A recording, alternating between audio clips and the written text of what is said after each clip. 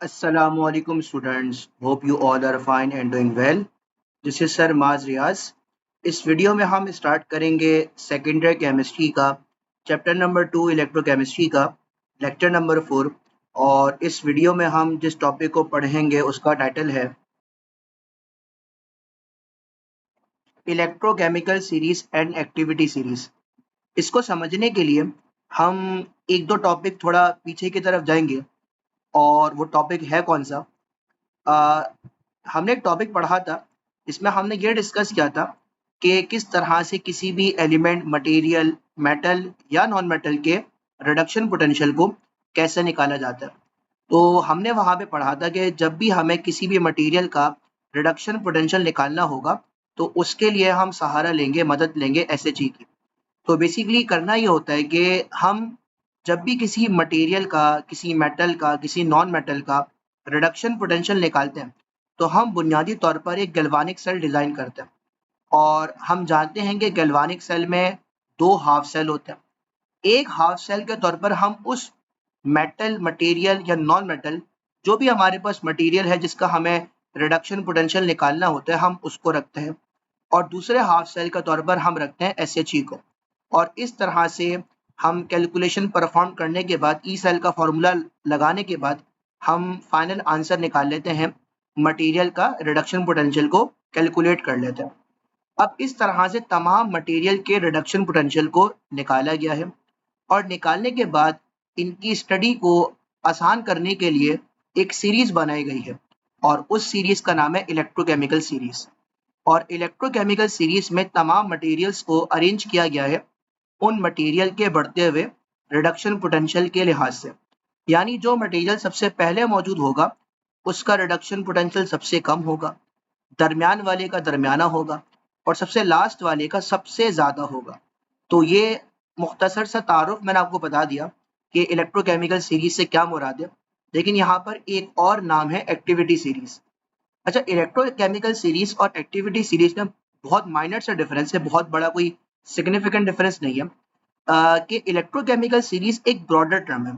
यानी जब मैं तमाम मटेरियल को, जिसमें मेटल, नॉन मेटल, तमाम एलिमेंट्स शामिल हैं, जब मैं तमाम मेटल्स की सीरीज पढ़ूंगा, एलिमेंट्स की सीरीज पढ़ूंगा, नॉन मेटल्स की सीरीज पढ़ूंगा, तो उसको नाम दूंगा इलेक्ट्रोकेमिकल सीरीज का। लेकिन अगर उसी में से सिर्फ मैं मेटल का डेटा उठाऊंगा तो वो कहलाएगी एक्टिविटी सीरीज। यानी एक्टिविटी सीरीज में और इलेक्ट्रोकेमिकल सीरीज में बस फर्क इतना है कि इलेक्ट्रोकेमिकल सीरीज में तमाम मटेरियल आ जाएंगे, ख्वा मेटल हो, नॉन मेटल हो, तमाम चीजें आ जाएंगी। लेकिन एक्टिविटी सीरीज में हम सिर्फ मेटल को लिखते हैं, मेटल को रखते हैं और ऑर्डर वही होगा। यानी एक्टिविटी सीरीज हो ख्वा इलेक्ट्रोकेमिकल सीरीज हो, शुरुआत में वही मटेरियल मौजूद होगा जिसका रिडक्शन पोटेंशियल कम होगा और नीचे की तरफ जाते हुए रिडक्शन पोटेंशियल बढ़ेगा। तो यहाँ पर हमने इन दोनों को बुनियादी तौर पर समझ लिया है कि इलेक्ट्रोकेमिकल सीरीज और एक्टिविटी सीरीज से क्या मुराद है।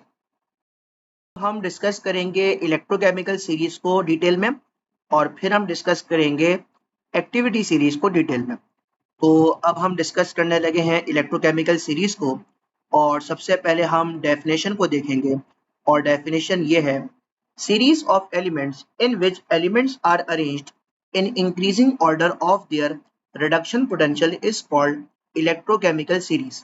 यानी क्या मतलब हुआ कि इलेक्ट्रोकेमिकल सीरीज में एलिमेंट्स को अरेंज किया गया है उनके बढ़ते हुए रिडक्शन पोटेंशियल के लिहाज से। यानी वो एलिमेंट जो इलेक्ट्रोकेमिकल सीरीज में सबसे पहले मौजूद होगा उसका रिडक्शन पोटेंशियल सबसे कम होगा। और जैसे जैसे हम ऊपर से नीचे की तरफ जाएंगे वैसे वैसे रिडक्शन पोटेंशियल बढ़ते जाएगा और लास्ट एलिमेंट का रिडक्शन पोटेंशियल सबसे ज्यादा होगा। और मैं आपको एग्जाम्पल के तौर पर इलेक्ट्रोकेमिकल सीरीज की एक मुख्तसर शक्ल दिखा रहा हूँ।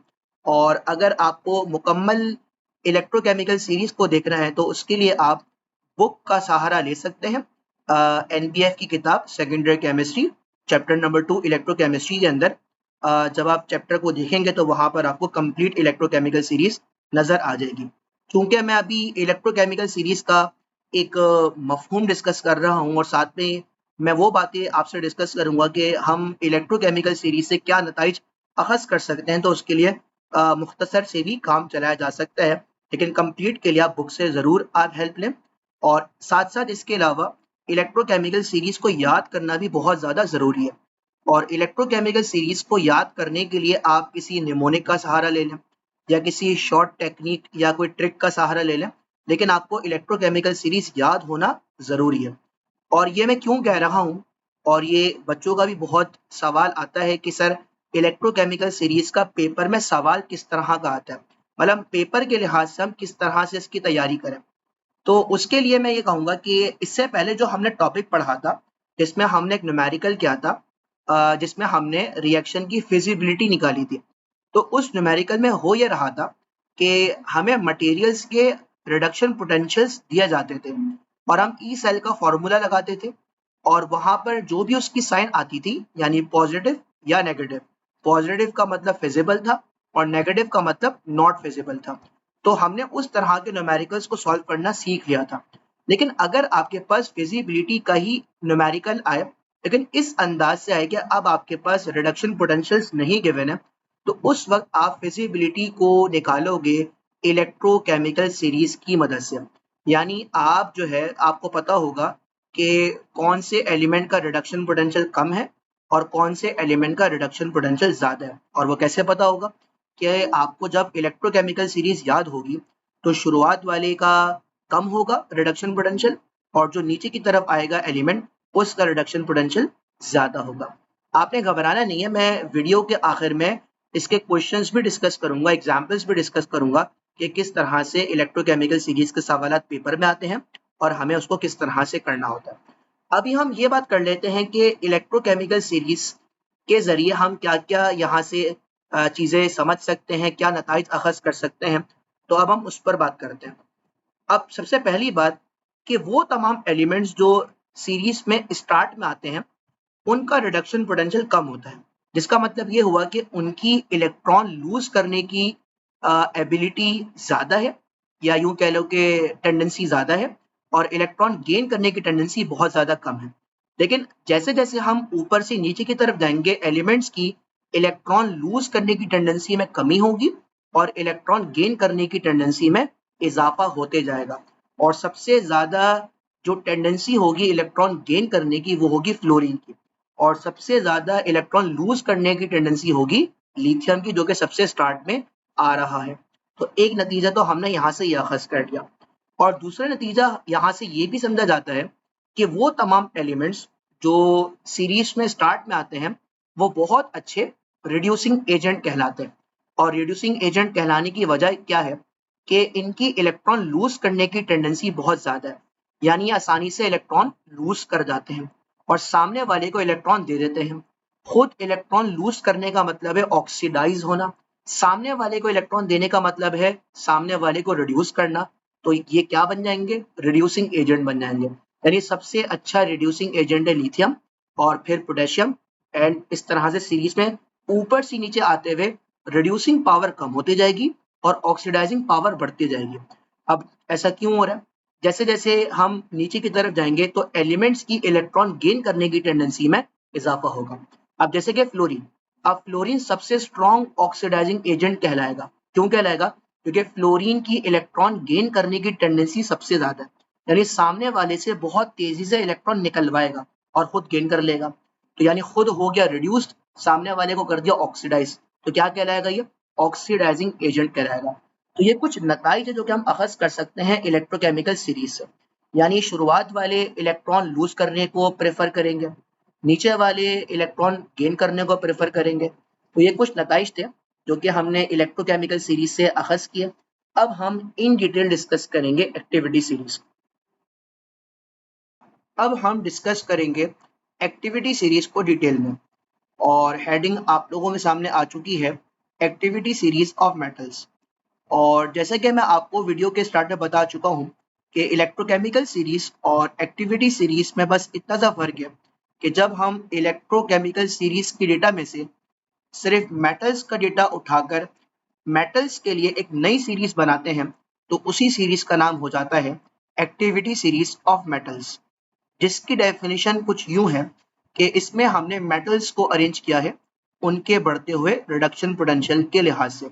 यानी वो मेटल जो सबसे पहले मौजूद होगा उसका रिडक्शन पोटेंशियल सबसे कम होगा, और वो मेटल जो सबसे लास्ट में होगा उसका रिडक्शन पोटेंशियल सबसे ज़्यादा होगा। अब कुछ पॉइंटर्स हैं जिसको हम यहाँ पर डिस्कस करते हैं। सबसे पहला pointer, metals having lower reduction potential are more reactive and higher in activity series। इसका मतलब ये हुआ कि वो मेटल जिसका रिडक्शन पोटेंशियल कम है वो ज्यादा रिएक्टिव होगा और वो एक्टिविटी सीरीज में ऊपर की तरफ पाया जाएगा। Second pointer, metals having higher reduction potential are less reactive and lower in activity series। यानी वो मेटल जिसका रिडक्शन पोटेंशियल ज्यादा होगा वो लेस रिएक्टिव होगा और वो एक्टिविटी सीरीज में नीचे की तरफ मौजूद होगा। यानी तमाम बातें इलेक्ट्रोकेमिकल सीरीज की ही तरह है, मतलब बिल्कुल वैसी ही है, बस फर्क इतना है कि यहाँ पर रिएक्टिविटी को डिस्कस किया गया है जो कि मेटल्स की है। और इन दोनों स्टेटमेंट को पढ़ने के बाद मैं ये नतीजा अखज़ कर सकता हूँ कि एक्टिविटी सीरीज ऑफ मेटल्स में जब हम ऊपर से नीचे की तरफ जाएंगे तो मेटल्स की रिएक्टिविटी में कमी होगी। यानी शुरुआत वाले मेटल्स ज़्यादा रिएक्टिव होंगे और नीचे वाले मेटल्स लेस रिएक्टिव होंगे। बाकी जो रिडक्शन पोटेंशियल वाली बात है बिल्कुल वैसी ही है कि जो मेटल ऊपर होगा उसका रिडक्शन पोटेंशियल कम होगा बनिस्बत उस मेटल के जो कि नीचे है और उसका रिडक्शन पोटेंशियल ज्यादा होगा। अब थर्ड पॉइंटर को हम डिस्कस करते हैं जो कि बहुत इंपॉर्टेंट है। एक जनरलाइजेशन है एक्टिविटी सीरीज की और फिर उस जनरलाइजेशन को हमें वेरीफाई भी करना है और वो मैं आपको वेरिफिकेशन के साथ समझाऊंगा एक एग्जाम्पल के जरिए। स्टेटमेंट ये है कि metals higher in activity series, यानी वो मेटल जो कि एक्टिविटी सीरीज में ऊपर होगा, डिस्प्लेस मेटल यानी वो मेटल को हटा देगा फ्रॉम देयर कंपाउंड, उसी के कंपाउंड से, वो मेटल जो कि एक्टिविटी सीरीज में नीचे होगा। मतलब क्या हुआ कि एक्टिविटी सीरीज में ऊपर पाया जाना वाला मेटल नीचे वाले मेटल को डिस्प्लेस कर देगा उसी के कंपाउंड से। और इस बात को हम वेरीफाई करेंगे एक एग्जाम्पल से और वो एग्जाम्पल हमारे सामने ये है। Zinc is more reactive than copper, यानी जिंक जो है वो कॉपर से ज्यादा रिएक्टिव है, जिसका मतलब ये हुआ कि जिंक जो है वो एक्टिविटी सीरीज में ऊपर होगा और कॉपर नीचे होगा। अच्छा, ये बात मैं आपको बता देता हूँ कि इलेक्ट्रोकेमिकल सीरीज की ही तरह आपको एक्टिविटी सीरीज ऑफ मेटल्स को भी याद करना होगा। या यूं कह लें कि अगर आपको इलेक्ट्रोकेमिकल सीरीज याद हो जाती है तो एक्टिविटी सीरीज को याद करने में कोई अलग एफर्ट नहीं लगाना। आप इलेक्ट्रोकेमिकल सीरीज अगर आपको याद हो गई है तो वो सेम एक्टिविटी सीरीज भी इसका मतलब आपको याद हो गई है, क्योंकि जो पैटर्न जो ऑर्डर होगा वो दोनों का सेम ही है। बस फर्क इतना है कि एक्टिविटी सीरीज में मेटल्स हैं और इलेक्ट्रोकेमिकल सीरीज में मेटल्स, नॉन मेटल्स, तमाम एलिमेंट्स, तमाम सब्सटेंसेस आ जाते हैं। यानी आपको सीरीज तो याद करनी है। अच्छा, यहाँ पर लिखा गया है कि zinc is more reactive than copper, यानी जिसका मतलब ये हुआ कि कॉपर सीरीज में नीचे है और जिंक ऊपर है। और ये बात वैसे भी हमें याद है क्योंकि ये बहुत ऐसी बात है जो कि हमने पढ़ी भी है, क्योंकि हमारा एक टॉपिक था जिंक कॉपर गैल्वानिक सेल, इसमें हमने देखा था कि जिंक का जो रिडक्शन पोटेंशियल है वो है -0.76 वोल्ट और कॉपर का रिडक्शन पोटेंशियल जो हमने पढ़ा था वो था प्लस का 0.34 वोल्ट, जिसके तहत भी ये वेरीफाइड है कि कॉपर नीचे होगा क्योंकि रिडक्शन पोटेंशियल ज्यादा है और जिंक ऊपर होगा चूंकि इसका रिडक्शन पोटेंशियल कम है। अब अगर मैं इस पर जनरलाइजेशन को लगाऊंगा तो इसका मतलब ये हुआ कि जिंक जो है वो कॉपर को कॉपर की कंपाउंड से हटा देगा। और तो हम अब इस बात को समझने के लिए हमें कोई इक्वेशन भी समझना होगी, मतलब इक्वेशन के जरिए समझेंगे कि जिसमें जिंक हो और कॉपर का कोई कंपाउंड हो और जिंक कॉपर को उसी के कंपाउंड से हटा रहा हो और वो फिजिबल हो, यानी जो स्टेटमेंट है वो उससे अलाइन भी हो रहा हो। तो यहाँ पर हम इसको समझने के लिए जिस रिएक्शन को कंसीडर कर रहे हैं वो आपकी स्क्रीन के ऊपर आ चुका है। यहाँ पर मैंने कॉपर का जो कंपाउंड लिया है वो है कॉपर सल्फेट। तो इस इक्वेशन में आपको नजर आ रहा है कि जिंक जो है वो अपनी फ्री स्टेट में है, यानी न्यूट्रल जीरो स्टेट, मतलब जीरो ऑक्सीडेशन नंबर के साथ। और यहाँ पे कॉपर सल्फेट यानी जिसको हम कुप्रिक सल्फेट भी कह सकते हैं, कॉपर का कंपाउंड है। और हम जानते हैं कि सल्फेट के ऊपर -2 का चार्ज है और कॉपर सल्फेट यानी कुप्रिक सल्फेट एक न्यूट्रल कंपाउंड है, यानी कॉपर के ऊपर एक ऐसा चार्ज आएगा जो कि सम को जीरो कर दे। सल्फेट के ऊपर -2 है तो कॉपर के ऊपर आ जाएगा +2 ताकि +2 -2 जीरो हो जाए। और जैसे रिएक्शन प्रोसीड होगा स्टेटमेंट के मुताबिक जिंक जो है वो कॉपर को हटा देगा और कॉपर की जगह ले लेगा। जब जिंक कॉपर की जगह ले लेगा तो यहाँ पे क्या बन गया, जिंक सल्फेट बन गया और कॉपर बाहर को चला गया। अब सल्फेट पे अगेन वही -2 चार्ज है, तो जिंक इसकी वजह कर जिंक पर +2 आ जाएगा, और कॉपर चूंकि बाहर जा चुका है तो फ्री स्टेट में आ गया, तो कॉपर के ऊपर आ जाएगा 0 ऑक्सीडेशन नंबर। अगर मैं इस इक्वेशन को थोड़ा और आसान कर लूं, अपने मतलब के लिहाज से बना लूं, तो इसमें जो इजाफी चीज है मैं उसको हटा देता हूँ, और इजाफी है सल्फेट। यहाँ पर सल्फेट की कोई डिस्कशन नहीं है, यहाँ पे जिंक और कॉपर की डिस्कशन है। तो अगर इस इक्वेशन को थोड़ा सा मैं सिंप्लीफाई करूं, तो सिंप्लीफाइड इक्वेशन मेरे सामने ये है कि जिसमें आपको नजर आ रहा है कि जिंक वही फ्री स्टेट 0, और कॉपर जो है वो कैट आयोनिक स्टेट में है +2 के चार्ज के साथ, और जब जिंक कॉपर को हटा देगा तो जिंक कैटायोनिक स्टेट में आ जाएगा +2 के चार्ज के साथ, और कॉपर का ऑक्सीडेशन नंबर 0 हो जाएगा। अब इस इक्वेशन में हम देख सकते हैं कि कौन सा मेटल ऑक्सीडाइज हो रहा है और कौन सा मेटल रिड्यूस हो रहा है। जिंक जो है वो 0 से +2 पे जा रहा है, 0 से +2 पे जाने का मतलब इंक्रीज इन ऑक्सीडेशन नंबर, जिसका मतलब ऑक्सीडेशन, और कॉपर जो है वो +2 से 0 की तरफ जा रहा है, जिसका मतलब है डिक्रीज इन ऑक्सीडेशन नंबर, और डिक्रीज इन ऑक्सीडेशन नंबर का मतलब है रिडक्शन। यानी मैं यहाँ पर अपडेट भी कर देता हूँ, यानी जिंक जो है वो ऑक्सीडाइज हो रहा है और कॉपर जो है वो रिड्यूस हो रहा है, और ये रिएक्शन फिजिबल है और हमारी जनरलाइजेशन के साथ अलाइन है। अब हमें इस बात को समझना है कि ये जनरलाइजेशन के साथ अलाइन कैसे है, मतलब इसका साइंटिफिक रीजन क्या है। बहुत आसान है, जिंक ऊपर है सीरीज में, मतलब ये हुआ कि जिंक का रिडक्शन पोटेंशियल कम है, और जिसका रिडक्शन पोटेंशियल कम होता है वो इलेक्ट्रॉन लूज करने को प्रेफर करता है, और वो ऑक्सीडाइज हो जाता है आसानी के साथ, फिजिबिलिटी के हिसाब से फिजिबल होता है। और वो मेटल जो कि नीचे होता है यानी कॉपर, कॉपर का रिडक्शन पोटेंशियल ज्यादा होगा, यानी वो इलेक्ट्रॉन गेन करने को प्रेफर करेगा और वो रिड्यूस होगा। तो इसी चीज को देखते हुए अगर मैं रिएक्शन को देखता हूं तो ये बात अलाइन है, जिंक वाकई में यहाँ पे ऑक्सीडाइज हो रहा है, कॉपर वाकई में यहाँ पे रिड्यूस हो रहा है, तो इसका मतलब ये रिएक्शन फिजिबल हुआ, और जनरलाइजेशन भी बिल्कुल ठीक है कि ऊपर वाला मेटल नीचे वाले मेटल को हटा देगा उसी के कंपाउंड से। और ना सिर्फ ये बात इस एग्जाम्पल तक वैलिड है, ये अभी जो जनरलाइजेशन वाली स्टेटमेंट है, आप ये हर जगह आप लगा सकते हो। मतलब सिर्फ उसके लिए आपको क्या याद होना चाहिए, बस आपको ये याद होना चाहिए कौन सा मेटल ऊपर आएगा और कौन सा मेटल नीचे आएगा एक्टिविटी सीरीज में। अगर तो आपको ये याद है ना, तो आप किसी भी रिएक्शन की फिजिबिलिटी को निकाल सकते हो कि अगर आपके पास एक रिएक्शन दिया हुआ है जिसमें एक मेटल दूसरे मेटल को रिप्लेस कर रहा है, और जो मेटल रिप्लेस कर रहा है वो एक्टिविटी सीरीज में ऊपर ही है, और जो मेटल रिप्लेस हो रहा है वो एक्टिविटी सीरीज में नीचे ही है, तो वो रिएक्शन फिजिबल ही होगा। हाँ, इसका अपोजिट काम नॉट फिजिबल होगा। मतलब क्या हुआ कि आपको सवाल में, पेपर में एक सवाल आया जिसमें आपको ये नजर आ रहा है कि जो मेटल डिस्प्लेस कर रहा है वो नीचे है, मतलब एक्टिविटी सीरीज में, और जो हो रहा है वो ऊपर है, तो वो फिजिबल नहीं होगा। और वो फिजिबल क्यों नहीं होगा, वो आप देख पा रहे हो, वो हमारे ईसीएस या एक्टिविटी सीरीज के साथ अलाइन भी नहीं होगा। आई होप सो कि आपको ये वाली बात समझ आ गई होगी। मैं दोबारा से रिपीट कर देता हूँ, जनरलाइजेशन ये थी कि मेटल्स जो एक्टिविटी सीरीज में ऊपर होगा वो नीचे वाले मेटल को उसके कंपाउंड से हटा देगा, और ये बात वाकई में वैलिड है और ट्रू भी है। जैसे हमने जिंक सल्फेट जिंक और कॉपर सल्फेट से समझा कि जिंक जो है वो कॉपर सल्फेट में से कॉपर को हटा देगा, और ये फिजिबल है क्योंकि जिंक जो है वो ऊपर है और ऊपर वाले का रिडक्शन पोटेंशियल कम है, और वो ऑक्सीडेशन को प्रेफर करेगा, तो वाकई में जिंक ऑक्सीडाइज ही हो रहा है। और कॉपर चूंकि नीचे है, तो वो नीचे होने की वजह से उसका रिडक्शन पोटेंशियल मतलब ज्यादा है, तो वो इलेक्ट्रॉन गेन करने को, रिडक्शन को प्रेफर करेगा। तो हमारा रिएक्शन हमारी जो कॉन्सेप्ट है ईसीएस के एक्टिविटी सीरीज के साथ उसके साथ अलाइन है, तो ये रिएक्शन फिजिबल है। तो हमारी लास्ट स्टेटमेंट क्या हो जाएगी कि जिंक जो है वो डिस्प्लेस करेगा कॉपर को कॉपर सल्फेट में से, क्योंकि जिंक जो है वो एक्टिविटी सीरीज में ऊपर की तरफ आ रहा है और इसका रिडक्शन पोटेंशियल कम है, और कॉपर नीचे की तरफ आ रहा है और इसका रिडक्शन पोटेंशियल ज्यादा है।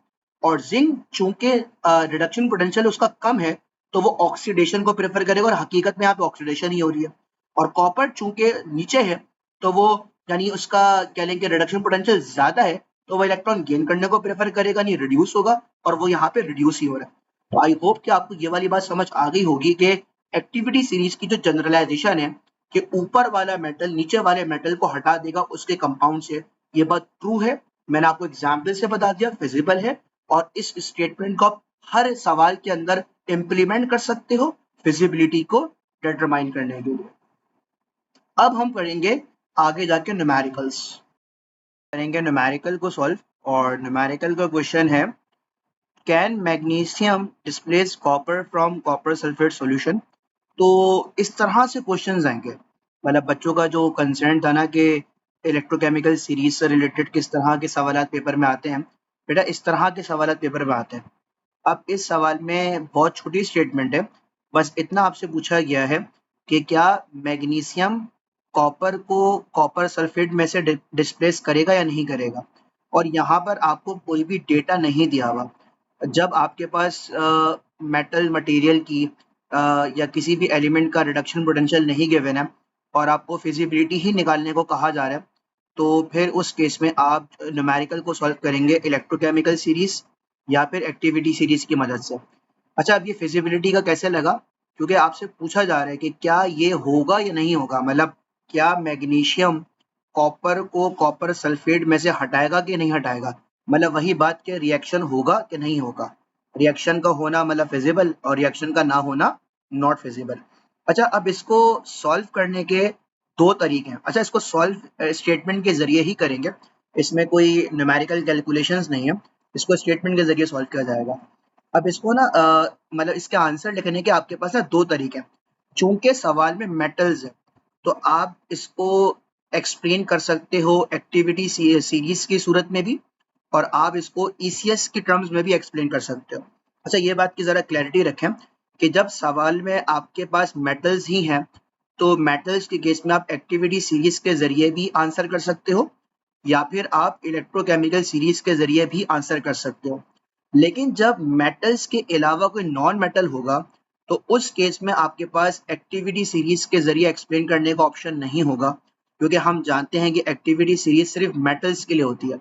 तो उस केस में आप सिर्फ एक्सप्लेन करोगे इलेक्ट्रोकेमिकल सीरीज की ही मदद से। तो ये थोड़ी सी क्लैरिटी आप लोगों के पास होनी चाहिए। तो मैं इस सवाल की स्टेटमेंट दोनों की टर्म्स में लिखवाऊंगा, यानी एक्टिविटी सीरीज के टर्म्स में भी और साथ साथ इलेक्ट्रोकेमिकल सीरीज के टर्म्स में भी। अच्छा, तो आपके पास फिर ऑप्शन होगा कि आप दोनों में से कोई एक पेपर में लिखेंगे। अच्छा, ये सवाल पर भी डिपेंड कर सकता है। अब सवाल में लिखा गया है कि आपने एक्सप्लेन करना है एक्टिविटी सीरीज के टर्म्स में, तो आप एक्टिविटी सीरीज वाली ही स्टेटमेंट लिखेंगे। लेकिन अगर सवाल वाला कह रहे हैं कि इलेक्ट्रोकेमिकल सीरीज के टर्म्स में एक्सप्लेन करें, तो आप इलेक्ट्रोकेमिकल सीरीज के टर्म्स में ही एक्सप्लेन करेंगे। सबसे पहले हम यहाँ पर इसको एक्सप्लेन करेंगे in terms of activity series, then फिर हम इसको आंसर करेंगे इन टर्म्स ऑफ ईसीएस यानी इलेक्ट्रोकेमिकल सीरीज। अब जरा इसको सॉल्व करते हैं। अब यहाँ पे जब मैं इसको एक्टिविटी सीरीज के टर्म्स में एक्सप्लेन करूंगा, तो सिंपल मुझे ये देखना है कि जो मेटल्स हैं यानी मैग्नीशियम और कॉपर, इनकी पोजीशंस क्या है एक्टिविटी सीरीज में। और अच्छा, इन जैसे सवालात को सॉल्व करने के लिए आपको ईसीएस का याद होना और एक्टिविटी सीरीज का याद होना लाजमी है, उसके बगैर आप नहीं कर सकते। और जैसे कि मैंने वीडियो के स्टार्ट में कहा था कि आपने इलेक्ट्रोकेमिकल सीरीज या फिर एक्टिविटी सीरीज को याद करने के लिए कोई निमोनिक बना लेना है, कोई टेक्निक कोई भी ट्रिक आप बना सकते हैं, बस आपको याद होना चाहिए।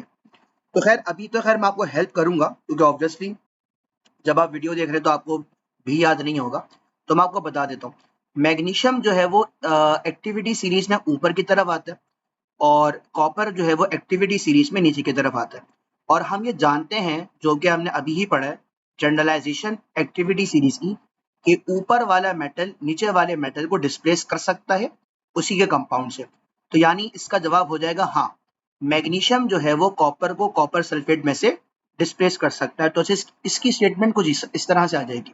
मतलब आपने कुछ भी खास काम नहीं किया, बस सवाल पढ़ा, सवाल पढ़ने के बाद फिर आपको ईसीएस और एक्टिविटी सीरीज याद होगी, तो उसकी बेसिस पर आपने देख लिया कि ऊपर कौन है नीचे कौन है, और ऊपर वाला नीचे वाले को डिस्प्लेस कर सकता है, तो उसी के बेसिस पर आपने आंसर कर दिया।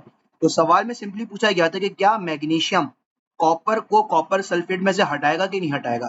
मैग्नीशियम एक्टिविटी सीरीज में ऊपर है, कॉपर नीचे है, तो बिल्कुल कॉपर मैग्नीशियम जो है वो कॉपर को हटा सकता है।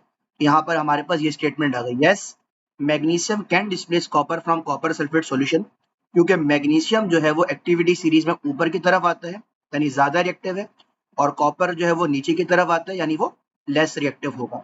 अब हमें सेम क्वेश्चन को सॉल्व करना है, यानी इसकी स्टेटमेंट लिखनी है ईसीएस के टर्म्स में। और जब भी आप इस जैसे सवालात को ईसीएस के टर्म्स में सॉल्व करेंगे, तो उसमें आपको सबसे पहले इक्वेशन लाजमी लिखनी है, यानी जो सवाल पूछा गया है ना उसकी इक्वेशन।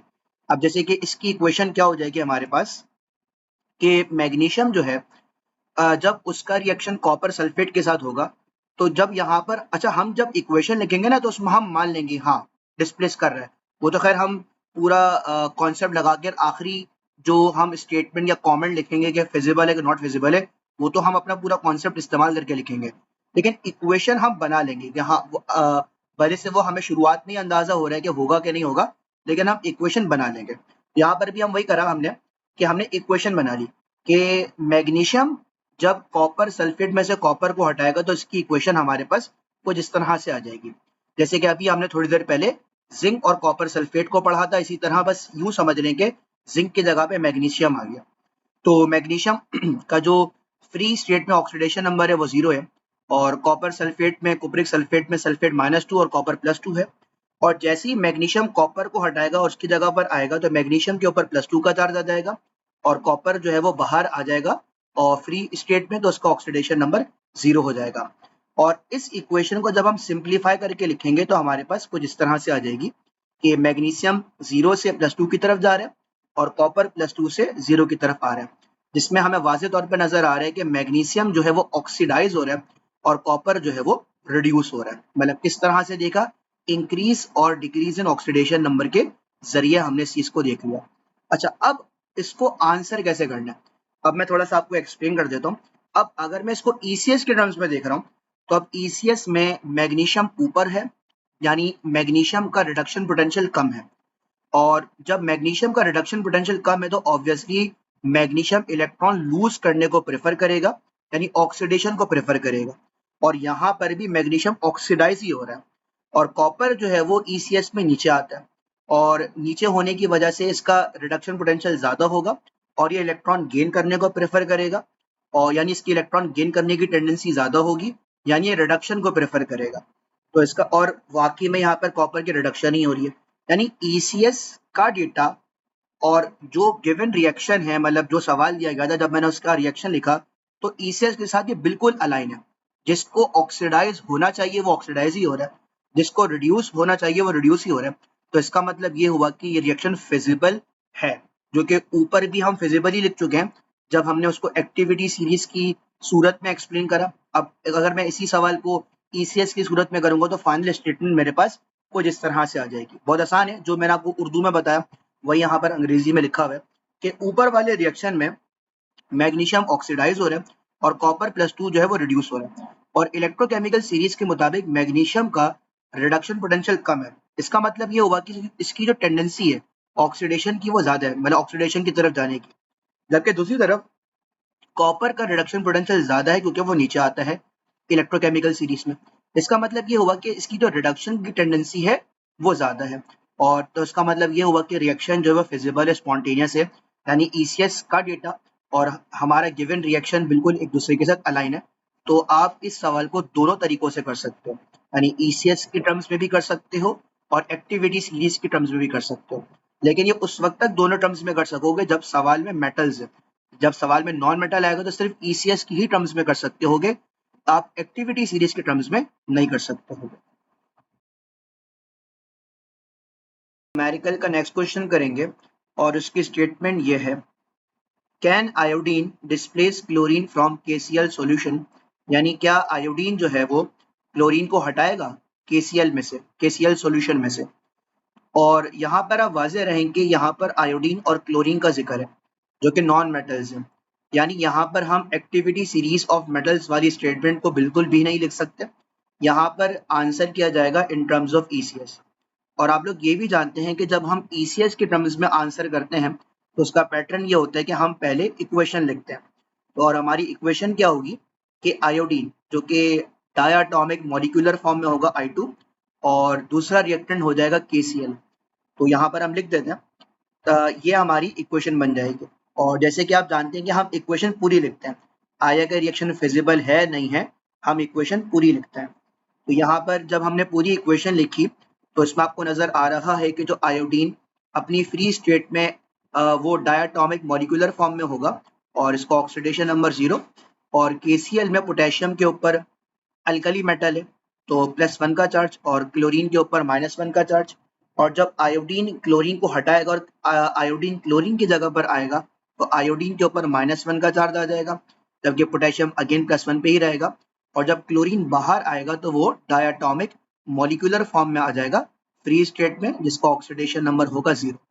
और इस इक्वेशन में से जब मैं अपनी काम की चीज़ों को अलग करूंगा, तो मेरे पास इक्वेशन कुछ इस तरह से नज़र आएगी, जिसमें मुझे वाज़ेह तौर पर नज़र आ रहा है कि आयोडीन का ऑक्सीडेशन नंबर 0 से -1 की तरफ जा रहा है, और 0 से -1 का मतलब है डिक्रीज इन ऑक्सीडेशन नंबर, और उसका मतलब है रिडक्शन, यानी आयोडीन, इस इक्वेशन में आयोडीन की रिडक्शन हो रही है।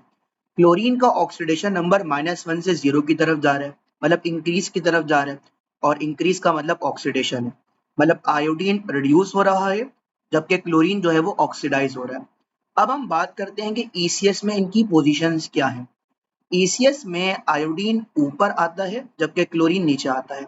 और आयोडीन ऊपर आने का मतलब ये है कि आयोडीन की टेंडेंसी इलेक्ट्रॉन लूज करने की ज्यादा होगी, और ऑक्सीडेशन की टेंडेंसी ज्यादा होगी, जबकि क्लोरीन की इलेक्ट्रॉन गेन करने की टेंडेंसी ज्यादा होगी, और रिड्यूस होने की टेंडेंसी ज्यादा होगी। यानी ईसीएस का डेटा और गिवन रिएक्शन का डेटा आपस में बिल्कुल भी अलाइन नहीं हो रहा। इस गिवन इक्वेशन में आयोडीन की रिडक्शन हो रही है, जबकि क्लोरीन की ऑक्सीडेशन हो रही है। जबकि ईसीएस के मुताबिक आयोडीन की ऑक्सीडेशन होनी चाहिए और क्लोरीन की रिडक्शन होनी चाहिए। तो इसका मतलब ये दोनों बातें आपस में अलाइन नहीं हो रही, तो इसका मतलब ये रिएक्शन स्पॉन्टेनियस नहीं है, या फिर कह सकते हैं कि फिजिबल नहीं है। और इसकी स्टेटमेंट बिल्कुल वैसी आ जाएगी जैसे हमने उर्दू में कहा, उसी को हम अंग्रेजी में लिख देंगे कि ऊपर वाले रिएक्शन में आयोडीन जो है वो रिड्यूस हो रहा है, और Cl-1 जो है वो ऑक्सीडाइज हो रहा है। और ECS के मुताबिक I2 का रिडक्शन पोटेंशियल कम है, वो ऊपर आता है, जिसका मतलब ये हुआ कि I2 के पास जो है वो टेंडेंसी जो है रिडक्शन की कम है, ऑक्सीडेशन की ज्यादा है, जबकि Cl2 का रिडक्शन पोटेंशियल ज्यादा होता है। तो इसका मतलब ये हुआ कि Cl2 की रिडक्शन की टेंडेंसी ज्यादा होगी। इसका मतलब ये रिएक्शन फिजिबल नहीं है, नॉन स्पॉन्टेनियस, यानी बहुत आसान है। ईसीएस का डेटा और गिवन रिएक्शन का डेटा आपस में बिल्कुल भी अलाइन नहीं है। अच्छा, आपने इसको भी कतन एक्टिविटी सीरीज की सूरत में एक्सप्लेन नहीं करना। अच्छा चले, अगर मैं एक्टिविटी सीरीज की सूरत में एक्सप्लेन भी करता हूँ ना, तो आप पूरा काम गलत हो जाएगा। अब जैसे कि आयोडीन ऊपर है ईसीएस में, और क्लोरीन नीचे है। अब हम कहते हैं एक्टिविटी सीरीज में कि ऊपर वाले नीचे वाले को डिस्प्लेस कर देता है, तो क्या वाकई में यहाँ पे क्या ऊपर वाले नीचे वाले को डिस्प्लेस कर रहा है? बिल्कुल भी नहीं कर रहा। तो आपने इसको कतन भी एक्टिविटी सीरीज से एक्सप्लेन नहीं करना, ये नॉन मेटल है। आप सिर्फ और सिर्फ इसको एक्सप्लेन कर सकोगे ईसीएस की ही मदद से। तो उम्मीद करता हूँ कि आपको ये एग्जाम्पल या क्वेश्चन भी समझ आ गया होगा। तो आज की वीडियो में मैंने आपको एक्सप्लेन किया इलेक्ट्रोकेमिकल सीरीज और एक्टिविटी सीरीज का कॉन्सेप्ट, और मैं उम्मीद करता हूँ कि आपको दोनों कॉन्सेप्ट्स अच्छे से समझ आ गए होंगे, और इंशाल्लाह आप लोगों से नेक्स्ट लेक्चर में मुलाकात होगी। तब तक के लिए अल्लाह हाफिज़। Thank you.